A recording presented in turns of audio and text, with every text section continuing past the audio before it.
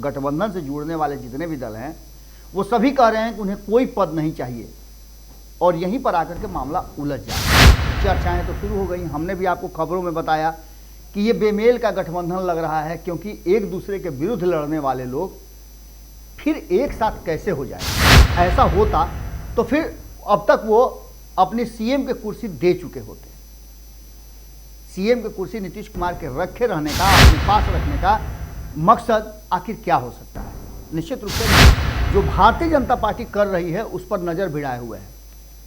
23 तारीख की मीटिंग बहुत कुछ क्लियर कर देगी। 23 तारीख की मीटिंग में नीतीश कुमार को यदि इस नए गठबंधन का कमान नहीं दिया जाता है या फिर इस बैठक से कुछ फ्रूटफुल होता नजर नहीं आ रहा है, अगर ऐसा लगता है कि नीतीश कुमार इस बैठक में शामिल होकर के इस बैठक को नेतृत्व करके अब तक सिर्फ अपने लिए गड्ढा खोदे हैं, तो नीतीश कुमार कदापि इस बैठक और इस गठबंधन में नहीं रहेंगे। नमस्कार, बहुत बहुत स्वागत करते हैं आपका। आज जो खबर हम भीतर की बात में लेकर के आए हैं, ये खबर कहीं ना कहीं एक बार फिर से आपको सोचने के लिए मजबूर जरूर करेगी कि आखिर आने वाले 2024 के चुनाव से पहले इतना बड़ा ट्विस्ट कैसे हो सकता है। नीतीश कुमार को लेकर के देश भर में चर्चाएं शुरू हो चुकी हैं, चाहे वो मीडिया चैनल्स हों या फिर राजनीतिक गलियारे। हर जगह नीतीश कुमार चर्चा में है और चर्चा इसलिए है कि नीतीश कुमार ने विपक्ष को एकजुट करने का बीड़ा उठाया है और ये बीड़ा उठाते हुए उन्होंने ये भी कहा है कि उन्हें कोई पद नहीं चाहिए। सबसे बड़ी बात यही है कि इस गठबंधन से जुड़ने वाले जितने भी दल हैं वो सभी कह रहे हैं कि उन्हें कोई पद नहीं चाहिए और यहीं पर आकर के मामला उलझ जा रहा है। अब आप समझ लीजिएगा कि ये बैठक तो बुलाई जा रही है, कई बार बैठक की तिथि बदली गई, लेकिन उसके बावजूद भी 23 तारीख को बैठक का तिथि तय किया गया है और ये दावे के साथ इस बैठक को ऑर्गेनाइज करने वाली दोनों पार्टियां बोली हैं कि सभी बड़े नेता, वरिष्ठ नेता हर दल के जो इस बैठक में शामिल होंगे, जो इस गठबंधन का हिस्सा बनेंगे, वो उपस्थित रहेंगे। अब इन बातों को लेकर के कहीं ना कहीं चर्चाएं तो शुरू हो गई। हमने भी आपको खबरों में बताया कि ये बेमेल का गठबंधन लग रहा है, क्योंकि एक दूसरे के विरुद्ध लड़ने वाले लोग फिर एक साथ कैसे हो जाएंगे। इन सभी लोगों की जो डीएनए रहा है वो एनडीए से जुड़ा हुआ रहा है, तो क्या उसे चेंज कर देंगे या वक्त आने पर अपना पाला भी बदल देंगे। ये चर्चाएं अक्सर हो रही हैं और इन चर्चाओं में सबसे बड़ी चर्चा ये है कि नीतीश कुमार का ये प्रयास किस दिशा में जा रहा है। क्या नीतीश कुमार इस प्रयास में उन्हें अगर कुछ भी नहीं मिलता है तो जयप्रकाश नारायण की तरह इस आंदोलन को आगे बढ़ा करके अपने बिना पद के साइड में रहेंगे। अगर ऐसा होता तो फिर अब तक वो अपनी सीएम के कुर्सी दे चुके होते। सीएम की कुर्सी नीतीश कुमार के रखे रहने का, अपने पास रखने का मकसद आखिर क्या हो सकता है। निश्चित रूप से नीतीश कुमार को सीएम की कुर्सी चाहिए, एक ऐसी कुर्सी चाहिए जहां से वो मॉनिटर कर सके। अब ऐसी स्थिति में ये कह देना कि उन्हें किसी भी पद का लालच नहीं है, ये भी एक सवाल खड़ा करता है और इस सवाल का जवाब भारतीय जनता पार्टी लगातार नीतीश कुमार को दे रही है। नीतीश कुमार को चैलेंज भी किया गया है कि आपको यदि विपक्ष को एकजुट करना है तो ऐसा कीजिए कि आप सीएम की कुर्सी छोड़िए और देश भर में घूमिए। इन सारी बातों के साथ साथ अब एक बहुत बड़ी चर्चा शुरू हो गई है कि नीतीश कुमार एक बार फिर से जो भारतीय जनता पार्टी कर रही है उस पर नजर भिड़ाए हुए हैं।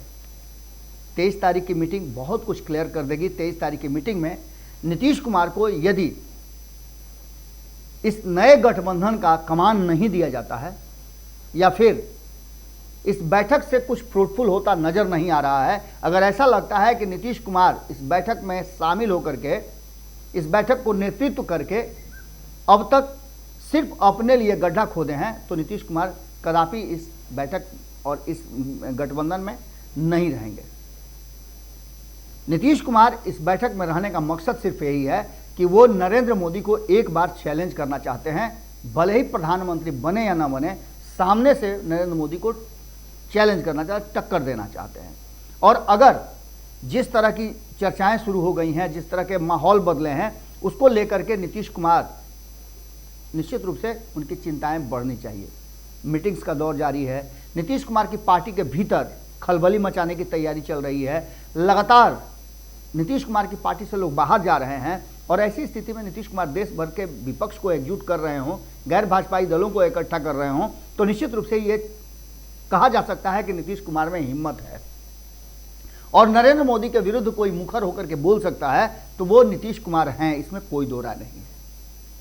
लेकिन इसके पीछे की तह में यदि आप जाते हैं तो नीतीश कुमार का बैकग्राउंड क्या रहा है सभी जानते हैं। नीतीश कुमार ने अपनी राजनीतिक यात्रा की शुरुआत भले ही किसी और कारण से की हो, जिसमें से अब तक जो बिहार और बिहार से बाहर केंद्र की सत्ता में भी बिहार से जुड़े हुए नेता हैं, उनमें से अधिकांश लोग उसी आंदोलन की उपज हैं जो कांग्रेस विरोध से उपजा था। लेकिन वक्त के हिसाब से सब कुछ बदला, कांग्रेस भी बदली और कांग्रेस बदली तो इन लोगों ने कांग्रेस के साथ भी सत्ता साझा किया है, तो वहीं एनडीए के साथ भी किया है। यूपीए और एनडीए में आने जाने वालों को अगर ये कहा जाए कि वो बिना किसी कारण के इस अभियान में जुटे हैं कि विपक्ष को एकजुट करके केंद्र की सत्ता से भारतीय जनता पार्टी को उखाड़ फेंका जाए, तो ये कहीं ना कहीं अपने आप को भुलाने जैसा होगा। अब जो वर्तमान परिस्थिति बनी है, उस परिस्थिति में आपको याद होगा कि 2-3 ऐसी घटनाएं घटी हैं जिससे नीतीश कुमार का विरोध रहा है और नीतीश कुमार के विरोध के साथ साथ कई दलों ने विरोध किया है इस गठबंधन को, जो कि गैर भाजपाई दलों के साथ बन रहा है। इस बीच में 2 घटनाएं घटी हैं। एक तो कर्नाटक का चुनाव परिणाम आया, जिसमें अपने दम पर कांग्रेस ने भारतीय जनता पार्टी को कर्नाटक की सत्ता से उखाड़ फेंका। तो दूसरी घटना घटी कि नए संसद भवन का जो उद्घाटन हुआ 28 मई को, उसमें 21 दलों ने उसका विरोध किया। विरोध का कारण आप जानते ही हैं, उस पर विशेष कुछ कहने की जरूरत नहीं है। लेकिन उसी दिन एक और बड़ी घटना घटी थी। ये घटना चर्चा में नहीं आई, लेकिन इस घटना का असर अब दिखने लगा है। इस घटना में सबसे बड़ी चर्चा ये हुई कि भारतीय जनता पार्टी ने भाजपा शासित प्रदेश के मुख्यमंत्री और वहां के वरिष्ठ नेताओं को या एनडीए शासित जो राज्य हैं उनके मुख्यमंत्रियों को बुला करके एक बड़ी बैठक की। इस बैठक में प्रधानमंत्री नरेंद्र मोदी, जो कि हम आपको बार बार बता रहे हैं कि वो किसी भी चुनाव, खास करके लोकसभा चुनाव की बात करें तो लोकसभा चुनाव के 1 साल पहले वो अपने हाथ में पूरा कमान ले लेते हैं और सारी रणनीतियां वो खुद बनाते हैं, जिसको एग्जीक्यूट करते हैं अमित शाह।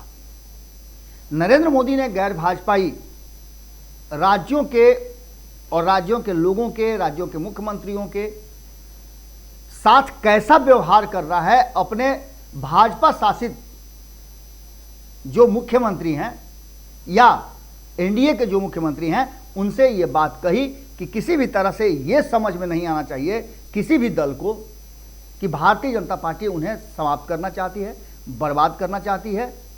कारण कि आपको याद होगा कि जब नीतीश कुमार, और इससे नीतीश कुमार का संबंध बहुत गहरा है, क्योंकि नीतीश कुमार ने भारतीय जनता पार्टी पर यही आरोप लगाया था कि भारतीय जनता पार्टी कहती है, जो कि जेपी नड्डा ने कहा भी था, कि या तो क्षेत्रीय दलों को समाप्त हो जाना पड़ेगा या भारतीय जनता पार्टी के साथ आना पड़ेगा।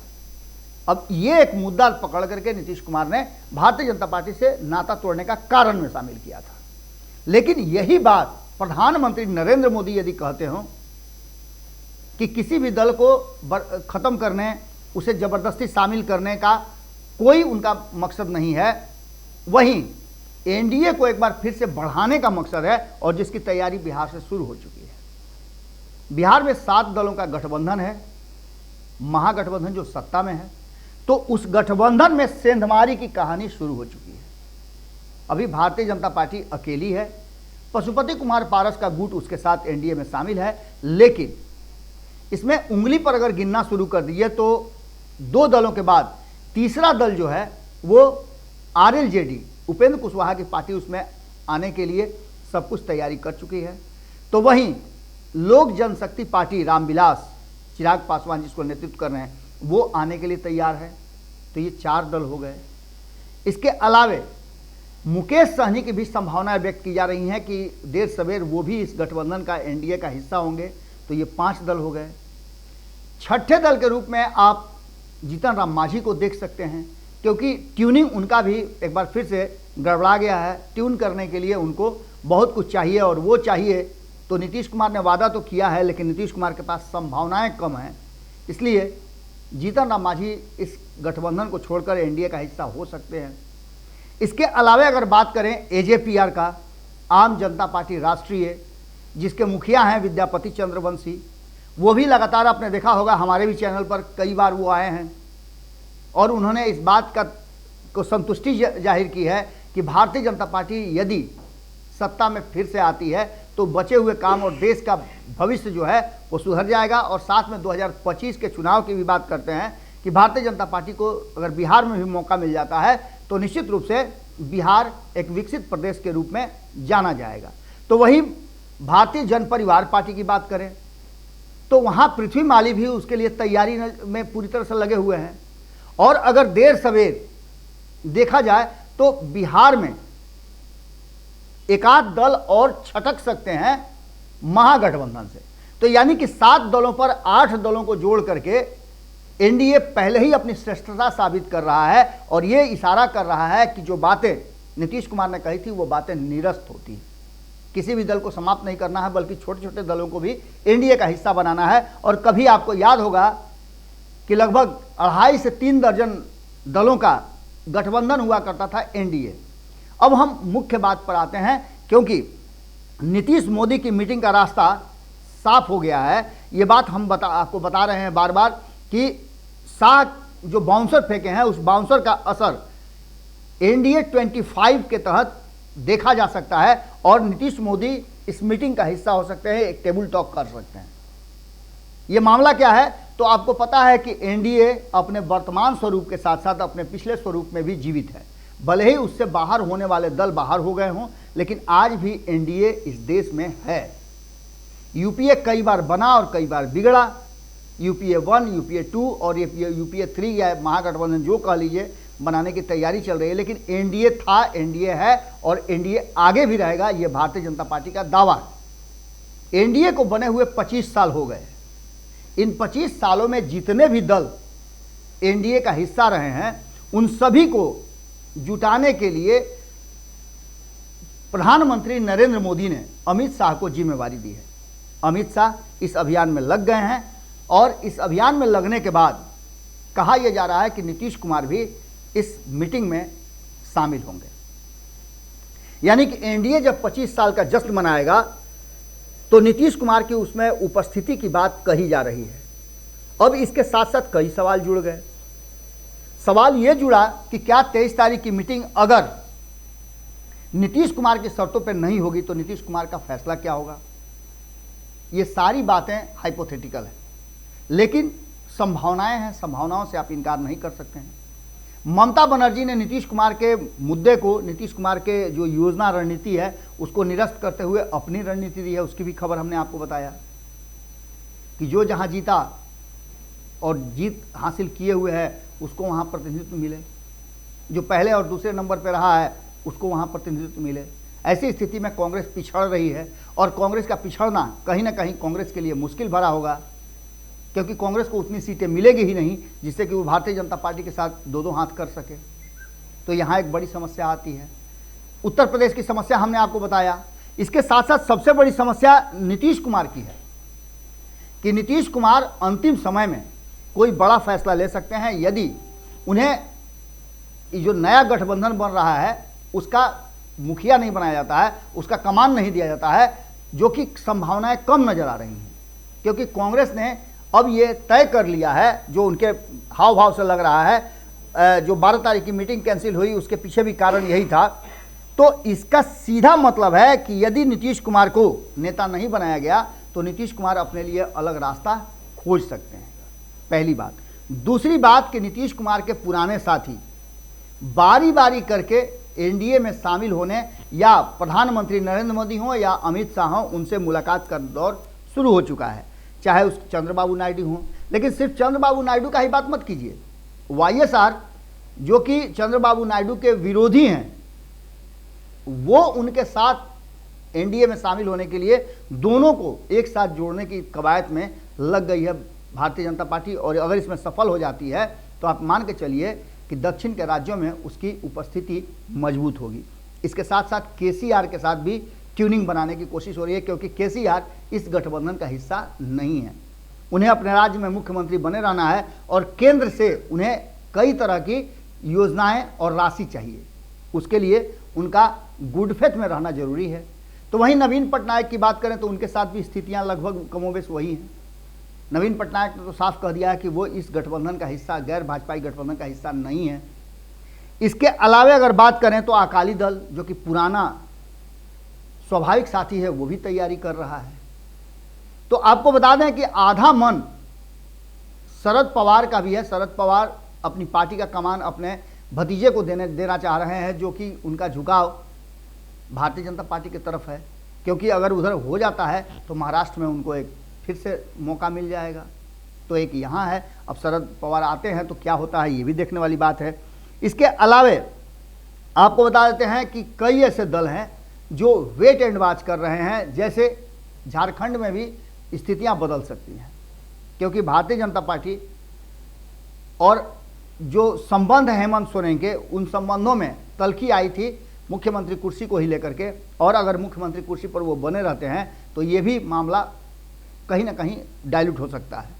इन सब के साथ साथ अब एक सबसे बड़ी बात यह है कि नीतीश कुमार की मंशा अगर पूरी नहीं होती है, नीतीश कुमार की रणनीति पूरी नहीं होती है, और नीतीश कुमार को लगता है कि उनके पीछे कोई बड़ी रणनीति काम कर रही है और मेन समय में उनके साथ झटका हो सकता है। जैसा कि आपको पहले भी पता है कि जब लालू प्रसाद ने मौसम वैज्ञानिक की बात की थी तो पहले मौसम वैज्ञानिक के रूप में उन्होंने रामविलास पासवान का नाम रखा था कि वो पहले से ही सूंघ लेते हैं कि किधर पलड़ा झुक रहा है। वैसे ही नीतीश कुमार के बारे में भी लालू प्रसाद ने कहा था कि ये दूसरे मौसम वैज्ञानिक हैं जिन्हें पता होता है कि पलड़ा किधर झुक रहा है, और ये बातें उतनी ही सत्य हैं जितना देखने को मिल रहा है। अब नीतीश कुमार इधर है महागठबंधन के तरफ, और अगर उन्हें ऐसा लगता है कि पलड़ा इधर से उधर झुक जाएगा तो उसके लिए उन्होंने रास्ता भी बना लिया है। आपको पता है कि हरिवंश, जिनको लाख कोस ले जनता दल यूनाइटेड के नेता,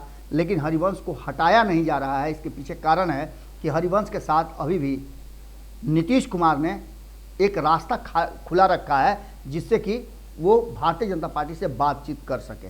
25 साल के जश्न में अमित शाह का निमंत्रण है, और इस निमंत्रण को स्वीकार करते हैं अगर नीतीश कुमार, तो निश्चित रूप से एक नई राजनीति और रणनीति देखने को मिल सकती है। सबसे बड़ी बात यह है कि 23 तारीख की मीटिंग का क्या होता है। अगर ये मीटिंग नीतीश कुमार के अनुसार होती है तो बल्ले बल्ले, नहीं तो उनके लिए विकल्प खुले हैं। जुड़े रहिएगा भारत लाइव के साथ। भीतर की बात में हम यहीं विदा लेते हैं, बाकी की खबरें लगातार जारी रहेंगी। अगर ये वीडियो पसंद आई और वह बिहार के राजनीति और बिहारियत से सरोकार रखेनी तो सब्सक्राइब बटन दबा के चैनल के सब्सक्राइब कर ली। ओजे एगो घंटी बा, ओकरा बटन दबा देला से कुल सटीक और मारक खबर रुआ मुफ्त में मिल जाई।